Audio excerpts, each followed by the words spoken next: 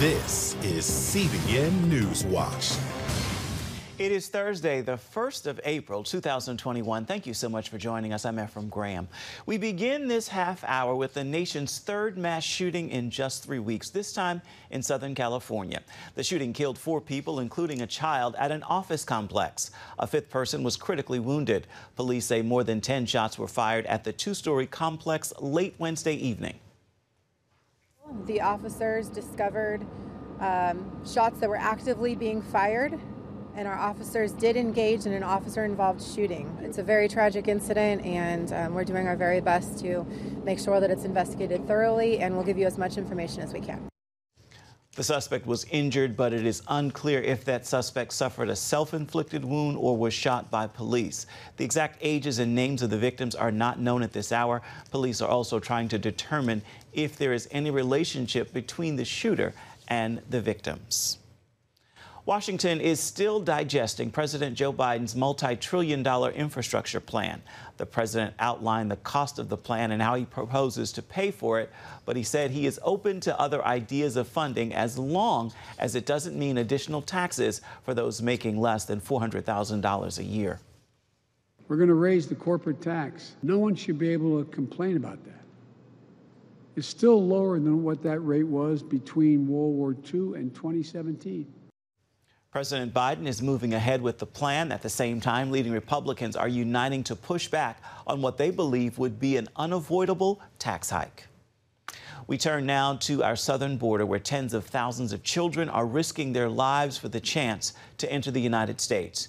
New video shows some of the horrors they're facing and at the hands of smugglers and in crowded U.S. detention facilities. Our Heather Sells is following this story. This Border Patrol video shows smugglers dropping 2 sisters, ages 3 and 5, over a 14-foot border wall, leaving them in the middle of the New Mexico desert in the middle of the night. Agents rescued the girls, taking them to a local hospital for a checkup. The girls are just 2 in a sea of 18,000 unaccompanied migrant children in U.S. custody. Border Patrol agents say many have suffered unimaginable atrocities at the hands of drug cartels and smugglers. And as I got closer to her, I noticed that she couldn't speak. And I asked the medical staff what happened. And the reason she was going to the hospital because she had gotten gang raped. And the reason that she couldn't speak was because she had lost her voice in the process while she was getting raped. Texas Rangers say they rescued a 6-month-old baby girl who was thrown into the river by smugglers. This just days after a 9-year-old girl lost her life trying to cross the river. This week, the Biden administration allowed journalists to access its main holding center.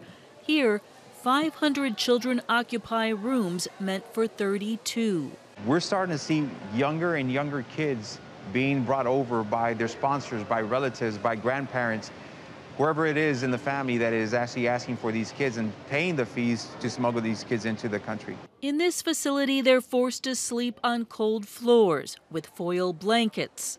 This is a reflection of the desperation you see in parts of Central America. Migration expert Andrew Seeley says poverty, made worse by 2 hurricanes, has led parents to send their kids on alone, knowing the Biden administration will hear their cases. Many teenagers are coming to escape violence. Their other alternative is to be pressed into service in a gang, or if they're girls, sometimes to be pressed into service as a girlfriend of a gang member. And if you don't want that life and you want to be able to help your family, sometimes heading up to the border, as dangerous as that is and as scary as that is a better option. Heather Sells, CBN News.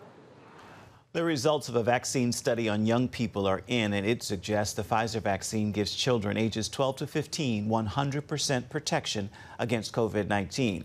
The small but promising study gives new hope to parents. At the White House Wednesday, the director of the Centers for Disease Control said the coronavirus was the 3rd leading cause of death in the United States last year. In 2020, about 3.3 million deaths occurred in the United States overall. This represents a 16% increase in deaths from 2019. COVID ranked as the 3rd leading cause of underlying cause of death after heart disease and cancer. At the same time, some 15 million batches of the Johnson & Johnson vaccine have failed quality standards and can't be used. Employees at Emergent Solutions, a production facility in Baltimore, employees reportedly mixed up 2 vaccine dosages. Shipments of the vaccine are now delayed pending a Food and Drug Administration investigation. The White House says this will not affect the Biden administration's timeline to have enough vaccines to immunize every American adult by May. I want to turn now overseas. China's influence in the Middle East got a lot bigger this week with a $400 billion economic deal with America's arch enemy in the region, Iran. The partnership comes as Tehran seeks relief from crippling U.S. sanctions, and China looks to expand its global influence. Our international correspondent George Thomas takes a look at what this means for American interests in the region. First off, the deal means China gets to pour billions of dollars into Iran's banking, telecommunications, transportation, and infrastructure sectors over the next 25 years, including huge investments in nuclear power, ports, and oil and gas industries. The cash infusion coming as the Islamic regime continues to endure the economic strain of U.S.-imposed sanctions and looks to China to ease their pain. The investment for Iran means that China is backing it. And that is perhaps the most important benefit for Tehran. It knows that come hell or high water, Beijing will be behind it. In exchange, Iran gives China a steady supply of oil to fuel its expanding economy. China imports more than 300,000 barrels of Iranian oil every day. This deal gives it even more oil at a deep discount. Remember, the U.S. has sanctions on purchases of Iranian oil. And China, for the last year or so, has been buying it openly in violation of those sanctions. This is another indication, a sort of an in-your-face maneuver on the part of Beijing. The partnership means the communist government now has a strategic foothold in a region historically dominated by U.S. influence. The Chinese are solidifying economic relationships, not just with the Iranians, but across the Gulf as well. And I think most importantly, they are looking to use the Iranians as a pawn in the larger game of strategic competition against the West, and in particular against America. The agreement calls for closer military ties and more intelligence sharing.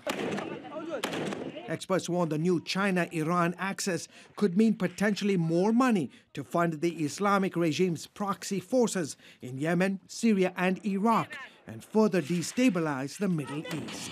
Because it gives Iran backing, undermines every other country's diplomacy in the region. This is going to be a problem not only for Washington, but also for Jerusalem. It's going to be a problem for the Sunni Arab states. Shi Wei-Wang, a Chinese-American, spent 40 months in an Iranian prison on alleged spy charges, gaining his freedom in a prisoner swap in 2019. He says the China-Iran deal is likely to force the Biden administration to give up more concessions as it seeks to rejoin the 2015 nuclear deal forged by President Obama and scrapped by President Trump. There's talk of a new proposal for Tehran with possible sanctions relief in coming weeks. The Biden administration's eagerness to re-engage Iran is creating a conducive environment for China to entrench its influence and interest in Iran.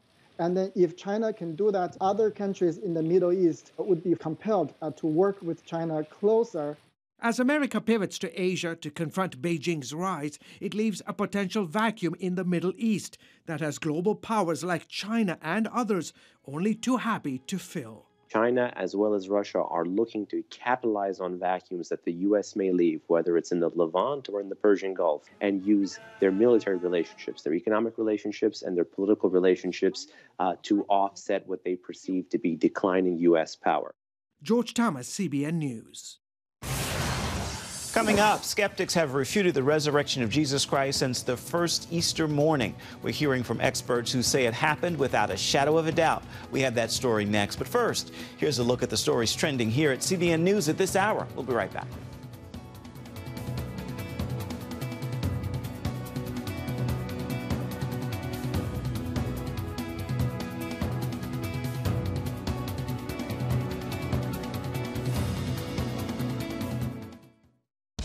Introducing the CBN Bible from CBN.com. Now, an easier way to study the Bible and grow in your faith. Highlight your favorite verse. Read separate versions at a glance. Click and read a commentary. Or cross-reference your favorite verse using the Strong's Concordance. All the right tools to study the Bible, all in one place. The CBN Bible, available at cbn.com/Bible or the iTunes App Store.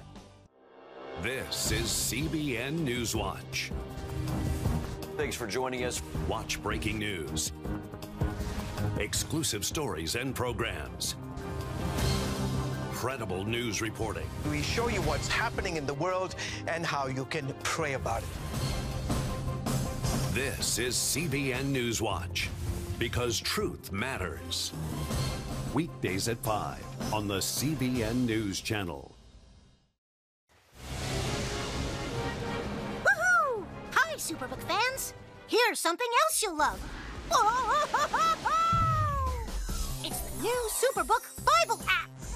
It's packed with games, activities, and Superbook episodes that you can watch for free. Oh, no! There's trivia, a fun daily devotional, and answers to your Bible questions.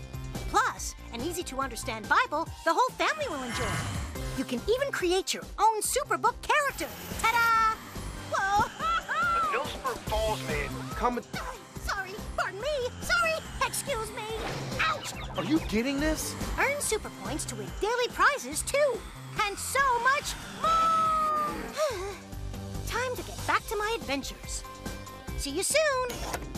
It's the new Superbook Bible app. Free downloads on iTunes, Google Play, and Amazon. This Easter season, celebrate our risen Savior with your CBN family. Join us on the CBN Family app for a virtual communion with Pat, special Easter teachings from Gordon, and more Holy Week reflections and services. Bake a springtime favorite with Wendy, and watch Terry share the meaning of Easter with her family. Don't miss this special time of celebration on CBN Family. Welcome back. Atheists and doubters of Christianity want the world to join them in their belief Jesus did not rise from the dead. These skeptics have refuted his resurrection since the very first Easter morning. But CBN's Paul Strand shows us why some experts are taking on today's skeptics and proving the validity of the resurrection. Christianity's power all hinges on the fact of the resurrection. But detractors for centuries have come up with scenarios to explain away the reality of the resurrection. One is the wrong tomb theory. Everyone just went to the wrong tomb, an empty one, and assumed Christ had resurrected. Indiana Dr. Joseph Bergeron studied the crucifixion of Christ and its aftermath for 10 years. Going to a wrong tomb and finding it empty doesn't present to anybody's mind that the person resurrected from the dead. Alex McFarland is another top defender of the faith at events like Bible camps and apologetics conferences. He points out another well-known fact. Pilate had dispatched a cadre of Roman soldiers to guard the tomb. So everybody knew where it was. There's also the swoon theory that wants you to believe instead of dying on the cross, Jesus only passed out, woke up in the tomb a couple of days later, rolled away the huge stone, and escaped. McFarland says impossible. Christ has been at least 2 to 3 days without food or water, dehydrated. He was beaten severely, huge loss of blood, nailed to the cross. And if the always fatal crucifixion process hadn't already killed him, Roman soldiers made sure. They plunged a spear into his chest because to allow any possibility that he would survive the crucifixion would mean that they would die themselves.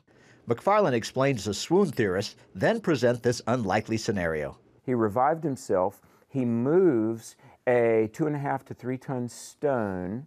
He overcomes a dozen Roman soldiers in peak physical condition. McFarland also sees a moral problem with what the swoon theorist wants you to believe. He told his disciples he had risen, and he allowed them to go forth and preach what was false and die for what really wasn't true.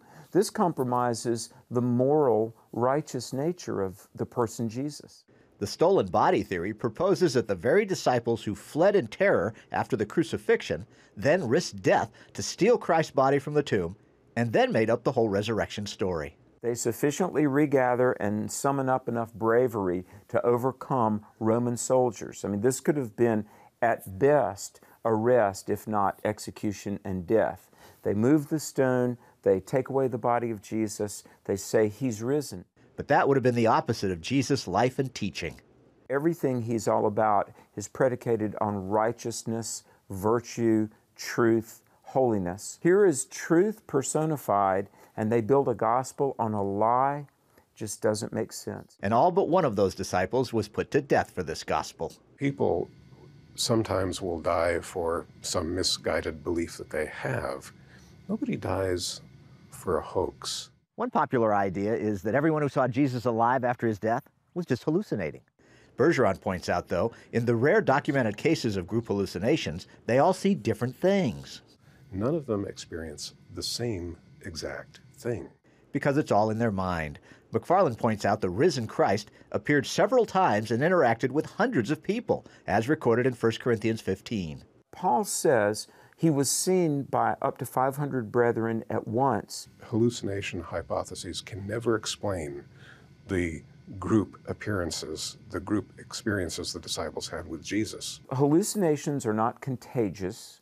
Hallucinations generally don't appear in different places to different groups of people. You generally can't talk and converse with an hallucination, and you certainly can't eat with an hallucination. So why not just believe in what the Son of God promised he'd do? Resurrection. His identity, message, credentials were validated by the fact that he did what none of us could do under our own power. He rose from the dead. I'm more convinced that what we believe as Christians is true and accurate than I ever have been. Like so many others across the millennia, Bergeron contends the best explanation for why Jesus wasn't in that tomb Easter morning is what Christ's disciples have always said. He came alive and rose from it. Paul Strand, CBN News, reporting from Indiana. Still ahead, two friends from different racial backgrounds dive headfirst into answering questions most people are too afraid to ask. Hear why these pastors say these conversations are needed when we return. When I came to Regent University, it's like the world opened up. I felt like I needed to advance my career and go back to school. Regent was a perfect fit for me. The Regent professors are world class. You are equipped. The focus of the faculty is on each individual student, whether it's online or in person. You become a part of Regent's family. You carry with you not just the content and the knowledge, but the confidence to understand that we can be significant in the world. Regent University. Follow your path. Nigerian Christians in Iran are routinely arrested. Happily, Christians continue to suffer. In times of trial and affliction, you need to know the truth. One of the fastest growing Christian populations in the world. Join Wendy Griffith and George Thomas for Christian World News. Young people are the ones who are open to the gospel. Powerful stories of suffering and hope that affect all Christians. Saturday night at 6 on the CBN News Channel. Get Protect Your Sleep and discover how to improve the quality of your life. A free DVD or booklet from the Christian Broadcasting Network. If you're not a great sleeper, you can do things to make yourself a great sleeper.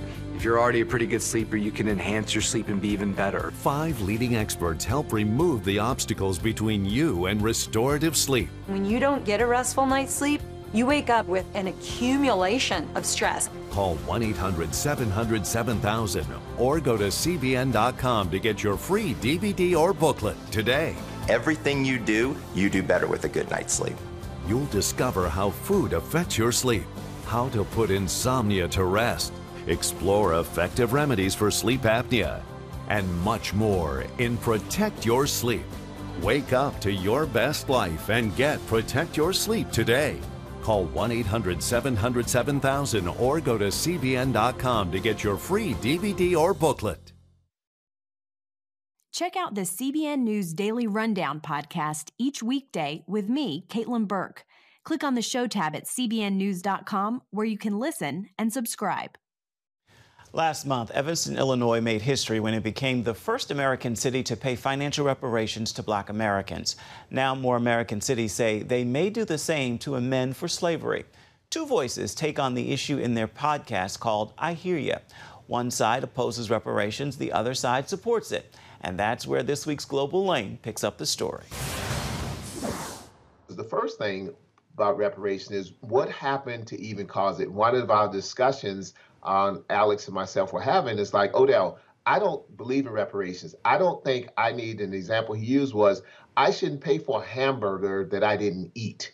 And I said, Alex, I understand from your perspective, but from my perspective, as a descendant from slaves in Abbeville, South Carolina, a lot of our labor was stolen. A lot of our land in the agrarian South was stolen. A lot of ancestors got hung and killed and murdered. So we look at it somewhat different. A lot of the women who happened to be of African descent were raped, and our babies were taken from them and sold. So we look at it differently. So do I think that reparations just be a check? I think that's the worst thing could happen, a reparations just be a check. I think just like systemic racism, reparations just be something systemic, long-term, that's gonna benefit people. Because if you give someone a check who doesn't understand money, we all know in a capitalistic society, a year later, that person's gonna be broke. So I don't think that a check to individuals who qualify is the answer. I think we could be more creative. We're the richest country in the world. We're the most gifted country in the world. And as long as we continue to say, in God we trust, and believe in God, and don't step away from God, we'll be the most blessed country in the world. First, Odell, but then I'd like to have Alex respond to this. I've talked to people who say, hey, I had nothing to do with slavery. My ancestors didn't own slaves. Some said they had ancestors that actually fought or died in the Civil War to free blacks. So why should their tax dollars go to pay reparations? That's what they've told me. So might it possibly, this whole thing, create more racial division in our society, Odell? No, I don't think so. And the reason why is not asking white people to pay reparations. This doesn't have anything to do with white people. The reparation here is America. If you look at America, the country we love, we're saying to America the same thing Dr. Martin Luther King Jr. said to America. You wrote a check, America, in the form of a dream that bounced. The check was returned insufficient funds. So this doesn't have anything to do with white people. The art against America. America, you have blood on your hand. America, you benefited from slavery, not white people. America. You don't fix an injustice with a further injustice. And to pay money to people who never were slaves, extract money from people who never owned slaves, that's not just.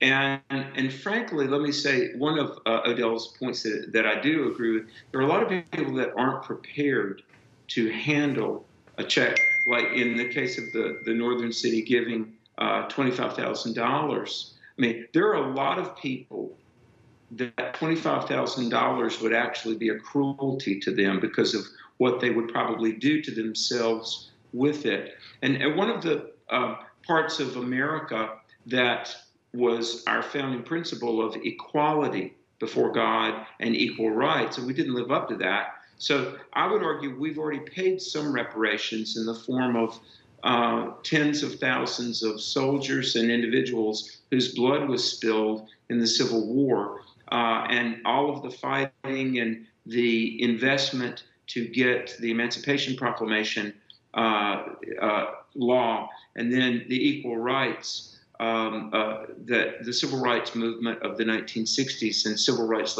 legislation. We have given equality to all. Now, there are some echoes and some ripple effects of everything from Jim Crow to prejudice that needs to be gone. And I think only the Lord and good, consistent messaging can do that. I mean, this is a gesture that will, I assure you, it will cause more animus between the races. I didn't get enough, and then others will be resentful that their taxes have gone up to pay for it. Reparations, I think, will be disastrous for racial progress in America. And to hear more from Alex McFarland and Odell Cleveland, you can do that on the Global Lane. It is on this station and on the CBN News Channel this evening at 8:30 Eastern Standard Time. Coming up, March showers brings April flowers this year. When and how long are the national cherry blossoms in full bloom? We'll let you know when we come back. Christians around the world are standing with the Israelis. But why? In CBN's free magazine, Friends of Israel, You'll discover why Christians are supporting the Jewish state, how Israel is fulfilling prophecy as a light to the nations, and ways you can pray for the people of Israel. Israel needs the support of friends like you. Call now or go to cbn.com to get your free copy of Friends of Israel. Heavenly Father, we do thank you for the work of your Spirit, Lord God, with this movement of getting the Bible, yes, Lord, into public schools.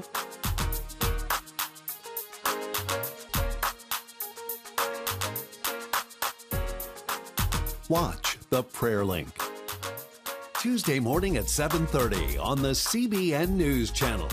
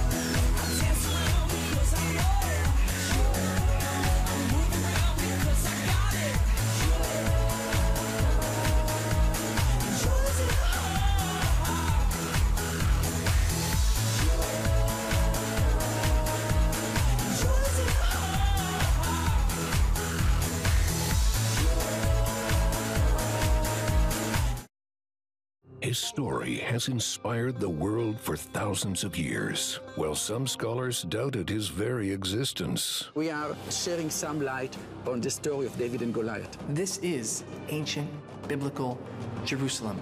CBN Films presents Written in Stone, House of David. Extraordinary discoveries made headlines around the world. Written in Stone, House of David. Get your DVD copy for a gift of any dollar amount.